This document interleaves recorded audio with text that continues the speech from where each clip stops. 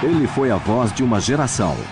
Se você quiser um símbolo do que a geração X foi, esse símbolo é Kurt Cobain e a música Smells Like Teen Spirit.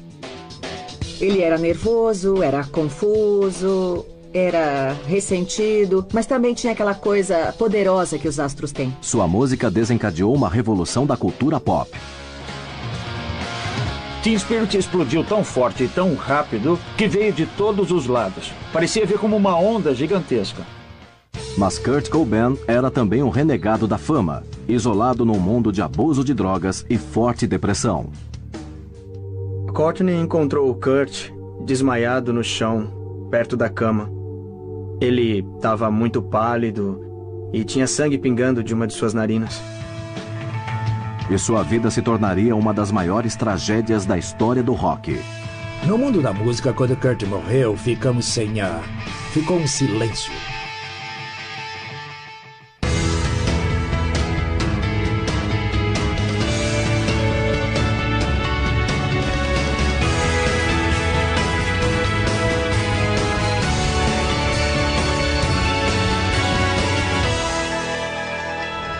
Biografia. Kurt Cobain. Em 1994, Nirvana era uma das maiores bandas de rock do mundo. Seu terceiro álbum, In Utero, tinha acabado de ficar em primeiro lugar, e o sucesso da banda se devia muito a seu vocalista carismático. Kurt Cobain.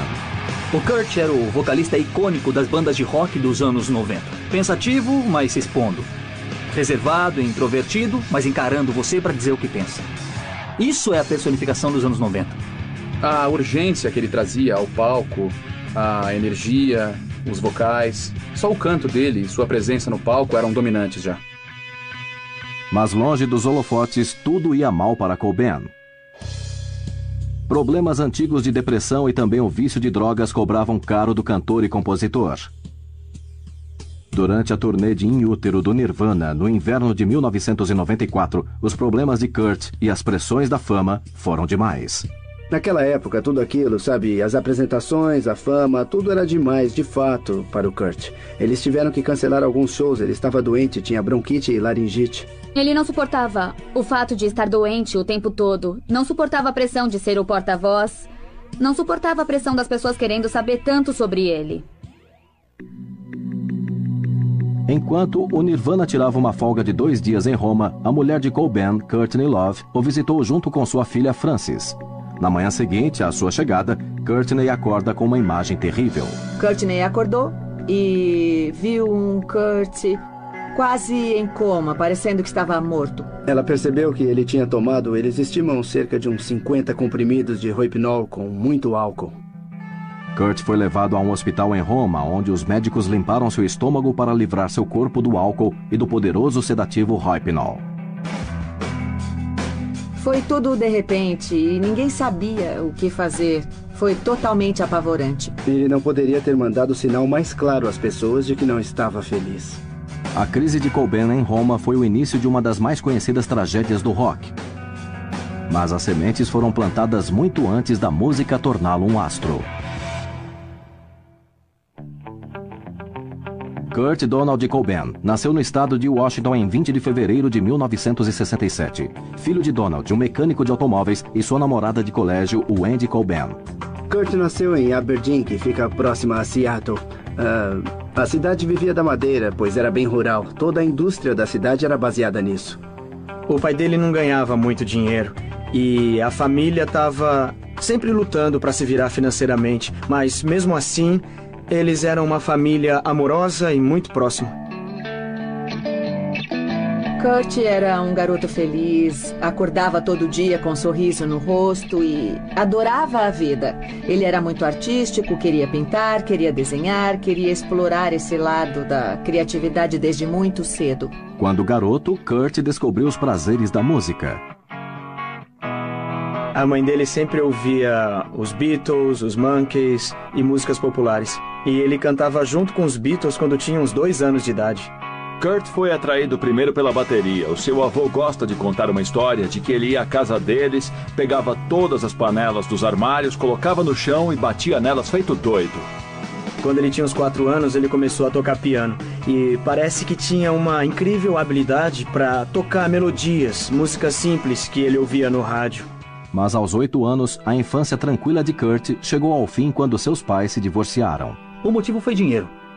Sabe, o Kurt era muito jovem e a mãe dizia que as brigas com o pai eram sempre por causa de dinheiro. E é isso que sabemos sobre os motivos da separação deles.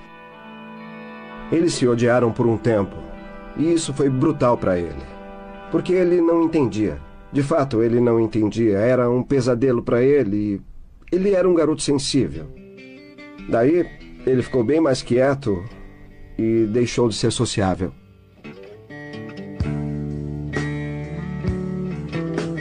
Primeiro, Kurt viveu com sua mãe em Aberdeen. Mas depois de 3 meses, ele sentia falta do pai e decidiu morar com ele em Montesano, a 18 quilômetros. A mãe dele começou a namorar de novo e ele estava muito desconfortável com essa situação. Então ele foi morar com o pai. E a princípio foi ótimo pro Kurt, porque ele era o centro das atenções do pai e adorava isso. O pai prometeu não se casar de novo, ou foi o Kurt que obrigou ele a dizer isso? Infelizmente ele não percebeu que o Kurt estava falando sério. E quando o pai se casou de novo, o Kurt foi contra isso. E esse fato acabou afetando a relação dos dois. Pior ainda, sua nova madrasta já tinha 2 filhos. Aos 11 anos, Kurt não era mais o centro da vida de seu pai. Ele não recebia tanta atenção e isso foi de grande impacto. Ele passou a aterrorizar as crianças que entraram para a família, mas nada disso deu certo. O Kurt começou a ir mal na escola, começou a fumar maconha e passou a matar aulas também. E como tentativa de acabar com isso, o pai dele insistiu que ele devia entrar para uma equipe de luta. E numa das lutas, o Kurt se deixou ser golpeado por um oponente que ele poderia ter vencido facilmente. E o pai dele ficou furioso. Esse era o jeito do Kurt atacar o pai dele. Quando Kurt entrou na adolescência rebelde, ele morou com vários parentes, mas ninguém conseguia se aproximar do conturbado Cobain. Mas aí, um presente de aniversário mudou sua vida.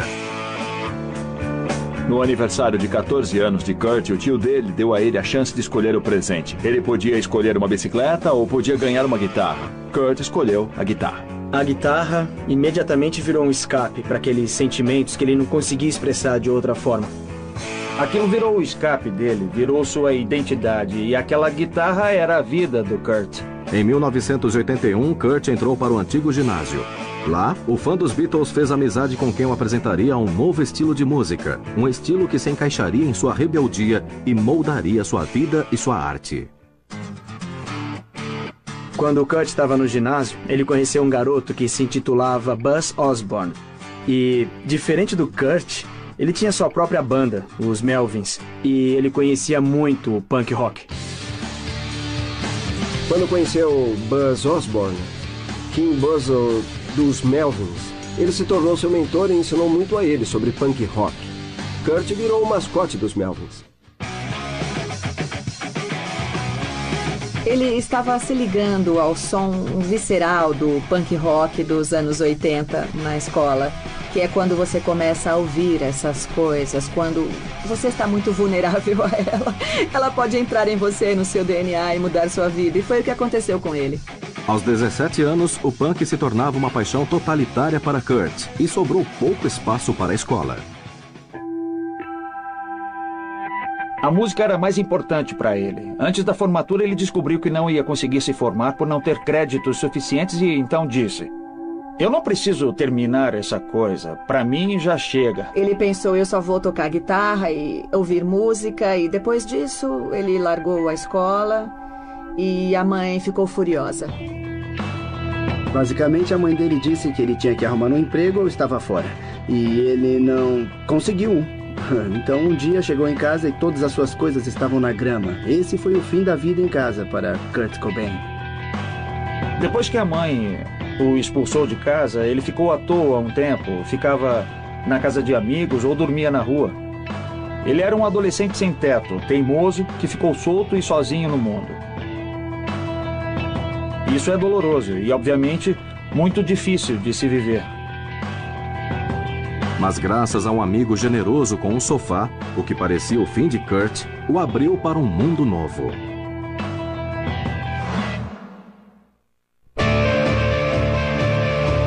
Kurt Cobain era o produto solitário e deprimido de um lar destruído em Aberdeen, Washington. Aos 18 anos, ele largou o colégio e foi embora de casa.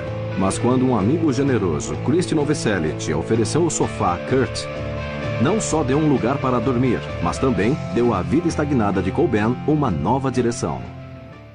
Christy Novoselic também frequentava a escola em Aberdeen. Ele conheceu Kurt através de Buzz Osborne em um dos ensaios dos Melvins. Os dois eram interessados em punk rock, e o Christy tocava baixo. E logo eles começaram a falar em tocar juntos, em formar uma banda juntos. Christy queria começar uma banda e Kurt também queria isso. Então, o momento foi perfeito e tudo se encaixou. Em 1987, eles começaram a tocar juntos, Kurt na guitarra e nos vocais, e Christy no baixo. Eles se intitulavam Nirvana, e desde o início, Kurt cuidava do direcionamento artístico. Desde o início, ele foi o líder. Escrevia música, tinha a visão criativa e também era o cara que marcava os ensaios todos os dias e mantinha todo mundo a postos. O Kurt era tão exigente com a qualidade do som do Nirvana que eles estavam constantemente trocando de baterista. É claro que ele estava sem rumo no resto de sua vida, mas no que se tratava de música, ele tinha uma visão e uma sensação muito claras do que queria fazer. Ele era o vocalista, as músicas eram dele, a visão era dele e a identidade era dele. O amor de Cobain pela música não era a única coisa em sua vida. Tracy Marander foi a primeira verdadeira namorada de Kurt. Eles se conheceram num show de punk rock em Olímpia, gostavam do mesmo tipo de música e andavam com o mesmo tipo de gente. Logo em seguida, Kurt se mudou para o apartamento de Tracy em Olímpia. A Tracy era a garota que apoiava o Kurt. Ela estava lá quando ele precisava de alguém ao lado. Ela pagou as contas dele, deu comida e roupas a ele. Eu sempre tentava apoiar e ajudar. Porque a música era muito importante para ele, eu gostava muito do Nirvana. Queria que fizessem sucesso. Tracy não era a única que acreditava na banda. Durante 1987, Kurt e Christy ensaiavam sem parar e iam conseguindo shows bem pequenos em faculdades locais. Mas se queriam dar um passo adiante, eles precisavam gravar uma demo. Mas demos custavam dinheiro, algo que o Nirvana tinha muito pouco. Kurt precisava de uma demo, mas você precisa pagar por ela. Então ele arrumou um emprego de zelador. Ele não comprometeria a visão que tinha de sua música. Ele comprometeria o resto de seu tempo para ter um salário que pudesse manter a sua música de pé. O Nirvana gravou sua primeira demo nos estúdios da Reciprocal com Jack Endino, que era um produtor bastante conhecido no mercado de Seattle. Quando chegou a hora de juntar o dinheiro para o estúdio, tudo que a banda e o Kurt tinham eram $152,77. Como a hora do estúdio era 20 e poucos dólares, isso pagava 6 horas de estúdio, então eles conseguiram gravar 9 músicas e meia. Quando chegaram lá, mesmo as músicas não estando prontas em vários aspectos, eles tocaram com muita vontade. Achei eles muito bons, parecia uma banda muito forte, apesar de jovem. E tinha uma coisa na voz do Kurt que me atraía. Achei que ele tinha um apelo de roqueiro muito bom. Mas Kurt não fazia ideia de quanta atenção os $152,77 dariam a ele. Jack Endino viu alguma coisa neles e então passou a fita para os caras da Sub Pop, principalmente Jonathan Poneman. E disse, você devia prestar atenção nessa banda. Naquele ponto, a Sub Pop era um selo independente, pequeno, e havia aquela banda de rock incrivelmente ambiciosa, mas que não tinha nada ainda, procurando um lugar. A Sub Pop gostou do que ouviu, mas o Nirvana não tinha sido testado. Fora algumas festas particulares e shows em pequenas boates, a banda nunca tinha feito um show grande na cidade. Antes de Poneman assinar um contrato com eles, Kurt, Christy e o baterista do momento tiveram de ser testados diante da plateia de rock, às vezes brutal, de Seattle.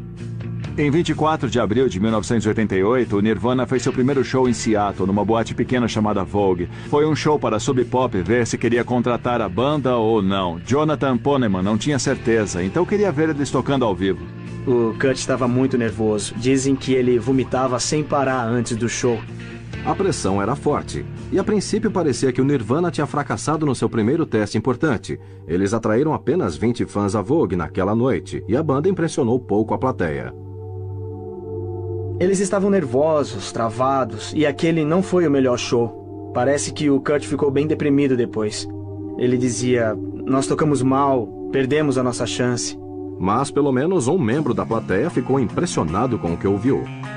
O Jonathan depois ofereceu um contrato com a Sub Pop ao Nirvana e ele disse, nós queremos que o primeiro lançamento seja um single. E vai ser um single da sua melhor música ao vivo. Que na época era um cover. Era Love Bus. Kurt ficou animado em ter uma gravação sua. Ele foi pelas rádios em Seattle, deixando o disco e esperando que eles tocassem. Lembro que a gente parou no posto de gasolina em Seattle, a caminho de casa, e ele parou para ligar para a rádio e pedir a música. Kurt voltou pro carro, foi dirigindo e um tempo depois eles tocaram. Ele ficou vermelho, ficou com o maior sorriso no rosto enquanto ela tocava. Kurt não foi o único que pediu Love Bus. O single de estreia do Nirvana virou uma preferência local. A Sub Pop capitalizou nesse sucesso com o primeiro álbum completo da banda, Bleach, em 1989. E foi em bom momento.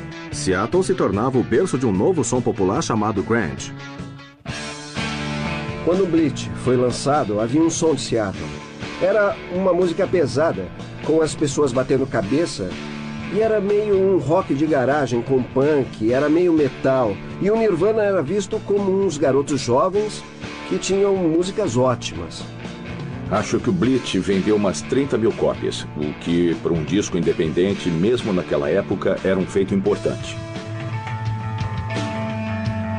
Depois de 2 anos juntos, Kurt Cobain, Kristen Novoselic e seu elenco rotativo de bateristas tinham alcançado um sucesso modesto em Seattle.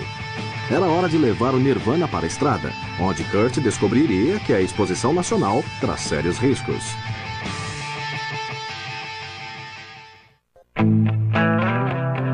Aos 18 anos, Kurt Cobain deixou um lar destruído em Aberdeen, Washington, e mergulhou no cenário punk local. O que encontrou nele foi um escape para sua raiva e suas ansiedades. Em 1989, apenas 2 anos depois de Kurt ter formado a banda, o Nirvana lançou seu primeiro álbum, Bleach, e conseguiu um sucesso modesto nas rádios universitárias. Naquele verão, para apoiar o lançamento, a banda foi para a estrada pela primeira vez com 6 meses seguidos de shows. O braço europeu da turnê foi especialmente exaustivo para Kurt, de 22 anos. 36 shows em apenas 42 dias. Em 89, depois que o Bleach foi lançado, o Nirvana fez a sua primeira turnê europeia com outra banda da Sub Pop, chamada TED.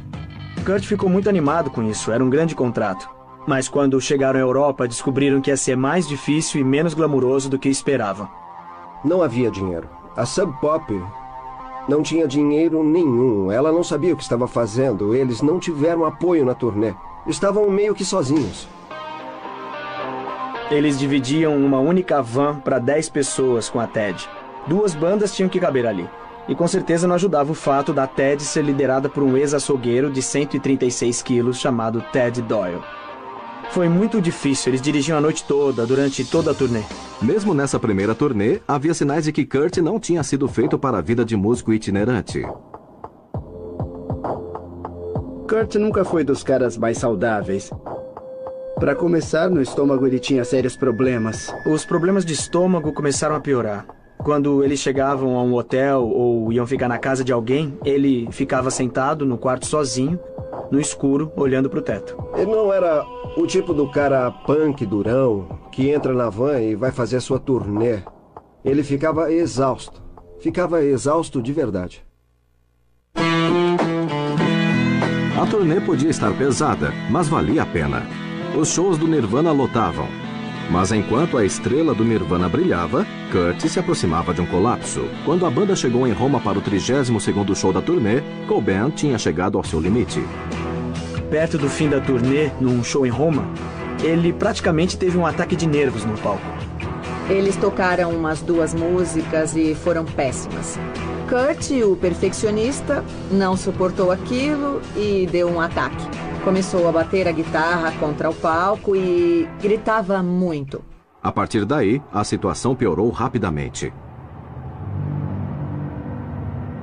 No meio do show, ele sobe numa pilha de alto-falantes e para tudo, diz que vai pular e se matar, ali mesmo. O resto da banda parou de tocar e tentou fazer ele descer. Ele não descia e também não ajudou em nada a plateia de fãs italianos começar a gritar pula, pula, pula. Conseguiram fazer com que ele descesse, mas se pensar bem, aquele não foi um bom sinal. Até mesmo naquele início da fama do Nirvana, os problemas já apareciam. Ele não suportava aquilo. Kurt sobreviveu aos 5 últimos shows do Nirvana na Europa. Ele voltou para a Olímpia e para sua namorada Tracy. Mas a relação da qual ele tanto sentiu falta na estrada não foi aconchegante em casa. Depois de 3 anos juntos, Kurt e Tracy terminaram. Mas logo, Kurt encontrou um novo amor. Toby Vale era baterista da banda punk de garotas Bikini Kill e Kurt se apaixonou por ela.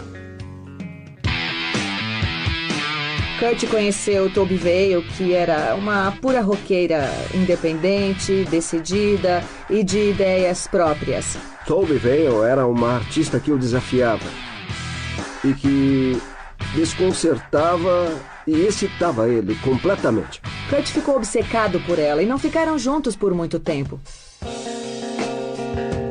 Depois de 6 meses juntos, Toby terminou com Kurt. Cobain, já frágil, entrou em forte depressão. Mas daquilo tudo, ele produziria algo verdadeiramente profundo. Nada como um coração partido para inspirar uma grande obra de arte. E esse é um exemplo perfeito disso. Ele ficou arrasado com o término e, como sempre, quando diante de um redemoinho emocional, ele pôs tudo na música. Foi justamente na separação que ele ganhou força emocional para escrever muito do material que acabaria virando Nevermind. E uma das músicas que Cobain escreveu foi Smells Like Teen Spirit. Numa noite, quando Kurt ainda namorava a Toby, ele estava com ela e uma das colegas da Bikini Kill, a Kathleen Hanna, também estava lá. E num momento, a Kathleen escreveu na parede do quarto deles que o Kurt cheirava Teen Spirit. Teen Spirit era um desodorante feminino da época. E Kurt guardou essas palavras. Ele adorou e começou a escrever em paredes, em cadernos, grafitava aqui e ali. Então ele escreveu essa música chamada Smells Like Teen Spirit, que é sobre Toby e como ela era exagerada e presunçosa. Mas Kurt não lidou com a separação apenas na música. Em novembro de 1990, ele descobriu outra maneira de acabar com a dor. Durante aquele período, ele ficou arrasado. E a fuga disso não estava só na explosão criativa que depois levaria a Nevermind, mas também no uso da heroína. A heroína era uma droga infiltrada em Seattle nos círculos do rock da época. E Kurt era uma pessoa que tinha começado a fumar maconha quando adolescente. Então, ele começou a usar heroína. Lutando contra o uso de drogas pesadas e a forte depressão, Kurt se esforçava para manter sua carreira musical nos trilhos. Ele estava de olho em um grande contrato para o Nirvana e no início de 1991, eles chegaram a uma subsidiária da Geffen Records, a GGC. Depois de passar por vários bateristas, finalmente encontraram um que deu a batida forte que se tornaria parte do som característico do Nirvana, Dave Grohl. Dave Grohl era a peça que faltava. Era alguém que podia tocar com a força e a melodia com que Kurt tocava, compunha e cantava. Essa foi a peça que levou a banda de promissora a realmente realizadora. Com músicas novas e poderosas, Kurt Cobain, Christian Novoselic e Dave Grohl gravaram seu primeiro disco em uma grande gravadora durante maio e junho de 1991. Mas enquanto Nirvana trabalhava em estúdio, eles não tinham ideia de como Nevermind ecoaria pelo mundo, nem como ele afetaria a vida de seu vocalista.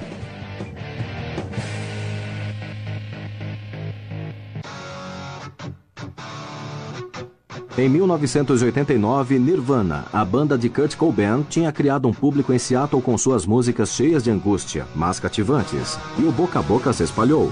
Em 1990, o Nirvana assinou com um grande selo, o DJC, e o ruído se tornaria um grande estouro quando a música principal de seu segundo álbum, Smells Like Teen Spirit, foi lançada em 10 de setembro de 1991.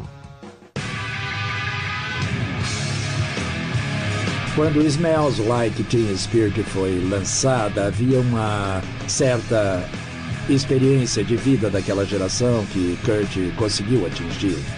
Teen Spirit explodiu tão forte e tão rápido que veio de todos os lados. Estava nas rádios, em todo lugar, e parecia vir como uma onda gigantesca. O impacto da música logo foi reforçado por seu clipe perturbador. Kurt tinha uma ideia muito clara do que queria. Ele teve essa ideia, escreveu um tratamento para ela e sabia bem o que queria. O clipe de Smells Like Teen Spirit pegou a ideia de uma torcida de colégio e a colocou no inferno. As animadoras de torcida têm símbolos de anarquia no peito. E a plateia pula das arquibancadas e forma um mosh pit. Então, é uma torcida que enlouquece. E o Kurt, nessa hora, você vê ele tá irritado ou quebrando a guitarra. Na edição original do clipe, não havia aquela tomada icônica do Kurt Cobain quando a música termina. Quando o Kurt viu o clipe, ele entrou na sala de edição e colocou aquela imagem. E foi essa imagem que o tornou tão imediatamente reconhecível. Kurt insistiu que ela fosse colocada, ele queria olhar para o seu público. A intuição de Cobain estava certa. Smells Like Teen Spirit virou um sucesso da MTV. Nevermind tirou Michael Jackson do primeiro lugar nas paradas, uma conquista impressionante para uma banda que vendeu apenas 35 mil cópias de seu álbum anterior. E aquele rosto não era apenas mais um roqueiro, ele se tornou um símbolo para uma geração de fãs. Se você quiser um símbolo do que a geração X foi, esse símbolo é Kurt Cobain e a música Smells Like Teen Spirit. Quando viram Kurt na tela da MTV no clipe de Smells Like Teen Spirit, eles viram alguém que era como eles. Ele era nervoso, era confuso, era ressentido, mas também era muito bonito. Ele era bonito, sexy e tinha aquela coisa poderosa que os astros têm. Logo em seguida, os garotos começaram a se vestir como Kurt, a idolatrar o Kurt. E o Kurt era essa figura magnética com um visual incrível e que emanava um carisma, uma paixão que emocionou muitos jovens. Enquanto fãs se apaixonavam por Cobain, ele encontrou seu objeto de adoração, a cantora de 25 anos do grupo punk roll, Courtney Love. A primeira vez que vi os dois juntos foi num show que o Nirvana fez numa boate pequena chamada Metro, em Chicago. A primeira turnê depois de Nevermind tinha começado. Courtney Love e Lori Barbero estavam no camarim e eu percebi nos 20 minutos seguintes ela estava tentando chegar no Kurt. Eu me virei e ela estava sentada no colo dele. E eles ficaram juntos daquela noite em diante, pelo que eu sei. Eles se identificavam bastante pela infância e pela música. Courtney Love teve uma infância complicada, como a dele, e passou a juventude indo de um lado para o outro. Mas vários traços que uniam Courtney e Kurt também os tornavam destrutivos. Depois que Kurt e Courtney se envolveram, uma coisa que parece ter piorado muito foi o uso de drogas. Parecia que um levava o outro cada vez mais fundo nisso. Eram duas pessoas com problemas com drogas, dois artistas, duas pessoas com infâncias terríveis e questões psicológicas. Era uma relação tempestuosa de altos e baixos, mas ele era louco por ela. O casal ficou noivo em dezembro de 1991 e a mídia se aproximou. Rapidamente ficou claro que ele não tinha mais uma vida particular. Tudo ali era de domínio público. Eles eram o rei e a rainha do rock alternativo, da cultura alternativa. E não era só a música que era tomada por isso. Eram a moda, o cinema, os programas de TV. Era tudo. Isso praticamente permeava toda a cultura pop. Mas o homem no centro dessa revolução da cultura popular era reticente com sua própria fama. E em 11 de janeiro de 1992, os problemas começaram a aparecer. Em janeiro de 1992, o Nirvana ia se apresentar no programa Saturday Night Live. Kurt adorava o programa desde pequeno e ficou tão empolgado e nervoso em tocar lá que ficou muito, muito mal. Antes de gravar o programa, ele devia fazer uma sessão de fotos. Só que ele cochilou durante a sessão inteira. E era óbvio que ele não estava no seu estado normal. Então, antes do programa, ele passou muito mal e parecia que ia vomitar. Quando chegou a hora de tocar no palco, ele se saiu bem. Nos bastidores, depois do programa, ele estava completamente fora do ar, e os olhos e a cabeça caíam. Depois da performance, ele escapou da festa do elenco e sofreu uma overdose de heroína naquela madrugada. E foi a Courtney quem o encontrou desmaiado no quarto do hotel. E ela mesma fez a ressuscitação. De repente, houve uma mudança naquele período em que começou a ficar claro, não só para as pessoas ao redor, mas para as pessoas que o acompanhavam, que a coisa para ele não era mais só por diversão, algo estava muito errado. E para o astro conturbado, o pior estava por vir.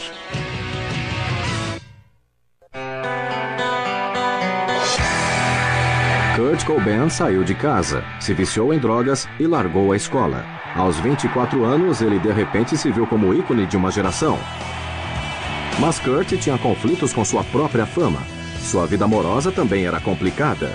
Courtney Love, de 25 anos, era muito parecida com Kurt, uma estrela do rock que sofreu uma infância difícil e era viciada em drogas. Em janeiro de 1992, o casal recebeu uma boa notícia. Courtney estava grávida. Durante uma parada na turnê do Nirvana no Havaí naquele fevereiro, Kurt Cobain e Courtney Love se tornaram marido e mulher. Eles se casaram em 1992 numa praia no Havaí. Ela ia ter um bebê e o Kurt estava extasiado com isso. Quando Courtney ficou grávida, o casal tinha que parar com as drogas. Ficou claro que ela estava motivada a fazer isso porque estava carregando um bebê. A Courtney percebeu que tinha que se desintoxicar e queria que o Kurt fizesse o mesmo.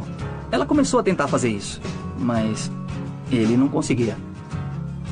Algumas semanas antes do parto de Courtney, Kurt tentou a desintoxicação de novo. Em agosto de 1992, ele entrou em um programa de desintoxicação de 60 dias no Cedars-Sinai, em Los Angeles, o mesmo hospital onde Courtney deveria dar à luz. Pelo que a Courtney conta, ela estava para ter o bebê, então ela tirou ele da ala de dependência química e se esforçou para arrastar ele para a sala do parto, onde ela estava para ter o bebê. Sua filha saudável, Frances Bean Cobain, nasceu em 18 de agosto de 1992. Kurt ficou extasiado, mas a alegria durou pouco. Em setembro de 1992, a Vanity Fair publicou um artigo de Lynn Hirschberg que mostrava Kurt e Courtney como pais inadequados e totalmente viciados. A Courtney estava no hospital se recuperando do parto. O Kurt ainda estava na desintoxicação. A reportagem da Vanity Fair saiu e foi devastadora. Uma amiga próxima dizia que Courtney tinha usado drogas durante a gravidez. A Divisão de Serviço Social da cidade de Los Angeles fez uma investigação para ver se ela era uma mãe adequada ou não. E o resultado foi que o bebê foi retirado deles. Isso levou o Kurt a uma terrível recaída. Ele usou drogas, teve overdoses, foi ressuscitado, mas não era mais o mesmo. Depois de 7 meses terríveis lutando contra o município de Los Angeles, os Cobain enfim retomam a custódia total de Frances Bean. Mas boa parte do estrago já tinha sido feito. Gosta de ser pai? De vodka? Eu adoro vodka. Na esteira do artigo Vanity Fair, o tabloide The Globe disse que o bebê havia nascido com problemas de saúde relacionados às drogas. Quem não ficaria muito irritado com esse tipo de mídia grotesca? Era importante para eles se estabelecerem como uma família viável. Então fizeram a capa da revista Spin, que tinha fotos deles juntos com o bebê, parecendo uma família americana feliz. Não era só golpe publicitário. Os fãs do Kurt Cobain, sorridente, descobriram nas páginas do Spin que ele estava feliz mesmo, como nunca havia estado. Pessoas que conheciam bem ele diziam que os únicos momentos em que ele era feliz era quando estava perto da filha. Ele era um pai apaixonado. Ele adorava ficar com a Frances e adorava brincar com ela.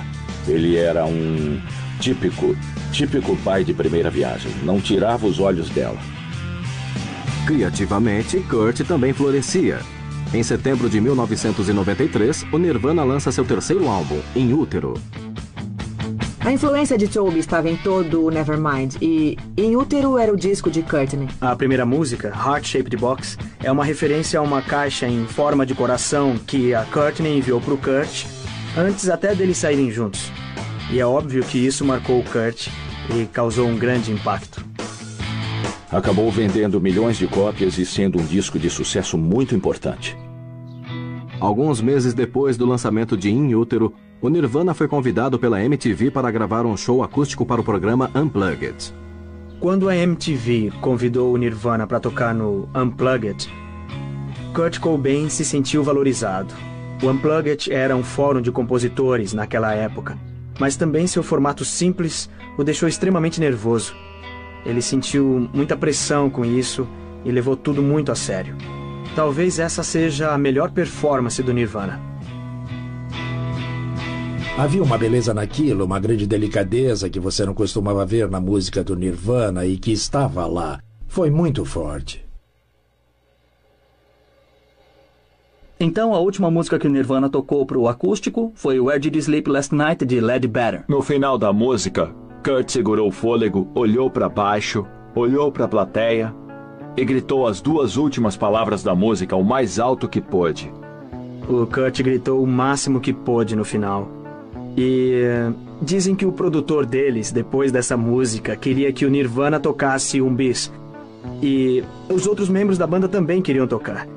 Mas quando chegou no Kurt, ele disse, não tem como ser melhor que essa música. Ele ficou muito orgulhoso daquilo e disse, as pessoas vão ver nossa banda diferente depois do acústico. Pela primeira vez em sua vida, Kurt Cobain percebia que tinha feito uma ótima performance. Mas apesar da felicidade em casa e do triunfo artístico, ele não podia escapar de sua própria derrocada.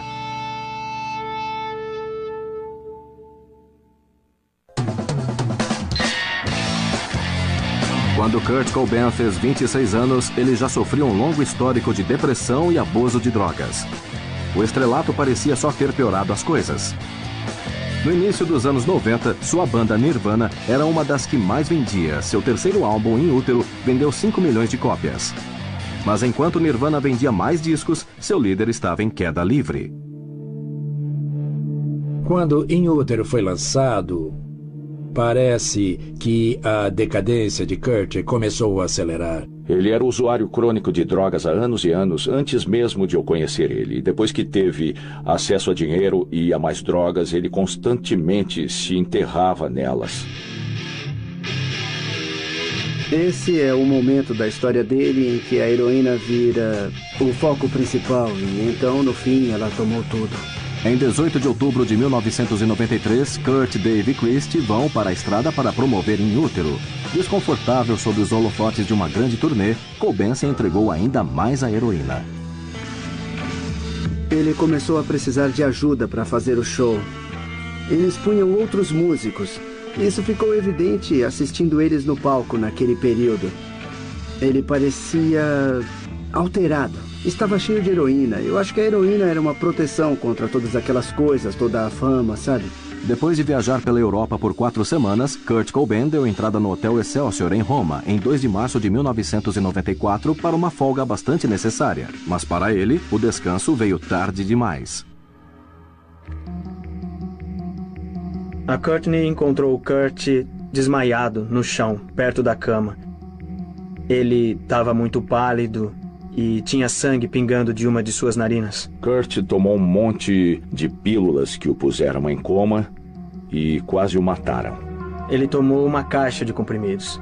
Devia ter lá 50 ou 60 comprimidos de Rohypnol. E tinha uma carta suicida de 3 páginas, então ficou bem claro que era uma situação bem diferente. A Courtney chamou uma ambulância e o Kurt ficou em coma por 20 horas.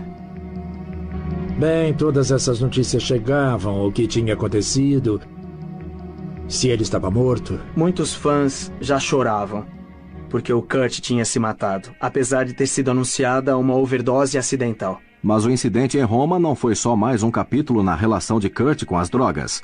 O Nirvana cancelou o resto da turnê e Cobain voltou para casa em Seattle com a família. Seu encontro com a morte não serviu de nada para conter seu apetite por heroína. A Courtney proibiu que ele usasse drogas dentro de casa, mas ele encontrou outras maneiras de usar e, infelizmente, continuou usando quando eles voltaram para casa. Ele lutou, foi a vários médicos, terapeutas e usou várias estratégias para lutar contra isso, mas sempre foi uma batalha perdida. Naquela primavera ficou claro para os amigos de Cobain que algo tinha que ser feito. Em março de 1994, estava bem claro que aquele cara precisava de ajuda e todo mundo sabia. Então o seu círculo mais íntimo fez uma intervenção. Minha mulher me ligou dizendo que Courtney queria que eu fizesse parte de uma intervenção. Ela estava preocupada porque ele nunca tinha estado pior. Depois Courtney ligou e eu aceitei. Fomos à casa em Seattle e mais outras pessoas estavam lá para tentar fazer ele ir para a reabilitação. Mas a tentativa desesperada de salvar Kurt do uso de drogas descontrolado não foi ouvida. Foi muito doloroso. Ele argumentou e ficou com raiva por causa daquilo tudo. Ele simplesmente desceu as escadas da casa e foi tocar guitarra com Pat Smear e não quis ouvir nada. Disse que estavam todos errados e que ele não ia fazer aquilo. A Courtney teve que ir para Los Angeles, mas ficava ligando para casa constantemente. Ela ficava tentando convencer o Kurt da reabilitação. Depois de muita insistência, ele concordou em ir, mas só ficou 2 dias. Depois ele falou que ia pular um muro e sair de lá, e foi exatamente o que ele fez. Durante dias, os amigos procuraram, mas Kurt tinha desaparecido. Ele fugiu da reabilitação, voltou para Seattle e ficou em vários lugares com várias pessoas e usou muita droga, entrou numa decadência extremamente grave. Quando finalmente reapareceu, era tarde demais. Em 8 de abril de 1994, Kurt Cobain foi encontrado morto em sua casa em Lake Washington por um tiro dado por ele próprio. Sua carteira e um bilhete suicida foram encontrados perto do corpo. Exames toxicológicos concluíram que Cobain tinha ingerido uma dose letal de heroína antes de apertar o gatilho. No que diz respeito ao mundo da música, quando Kurt morreu, ficamos sem ar. Ficou um silêncio. Foi um choque e uma surpresa. Eu sabia que ele era autodestrutivo. Ele falava sobre isso e tinha títulos de músicas dizendo isso. O título original de In Utero era I Hate Myself and I Want to Die. Mas a realidade era incrivelmente chocante. Em 10 de abril, fizeram uma vigília em homenagem a Kurt. Todos os fãs se reuniram em um parque em Seattle e mensagens gravadas de Chris Novoselic e de Courtney Love foram mostradas. A mensagem de Courtney foi muito emocionante de ouvir e os detalhes do bilhete suicida...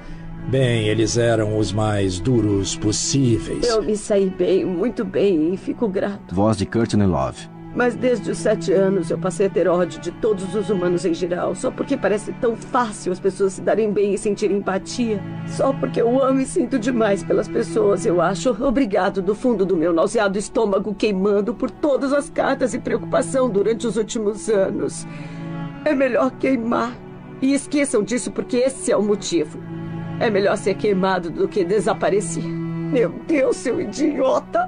Quando Courtney finalmente abriu seu luto, para os jovens e adultos que estavam em luto também, isso foi uma prova, um reconhecimento do que ele significava para as pessoas, do que ele significava para ela e quem ele era, querendo ser aquele cara ou não. Mais de uma década se passou desde o suicídio de Kurt Cobain. Mas o ícone relutante da geração X e a voz perturbada dos anos 90 sobrevivem. Enquanto se falar sobre a história cultural americana, Kurt Cobain vai ser sempre um dos capítulos. Ele é o rosto da cultura dos anos 90. Esse é Kurt Cobain, ele é o ícone de seu tempo. Ele deixou uma música incrível. Ele transformou para sempre a ideia do que o rock and roll pode ser. Ele é considerado um dos maiores artistas que o gênero produziu. Acho que pensar em tudo que foi perdido com Kurt Cobain é algo que incendeia a imaginação de gente mais jovem. Havia muito mais a fazer. E acho que, de certa forma, esse trabalho foi deixado para outros. Talvez não seja um mau legado, que, apesar do sofrimento que tenha passado, a vida e a música dele sejam inspiradoras da criação de outros. Isso é um grande dom.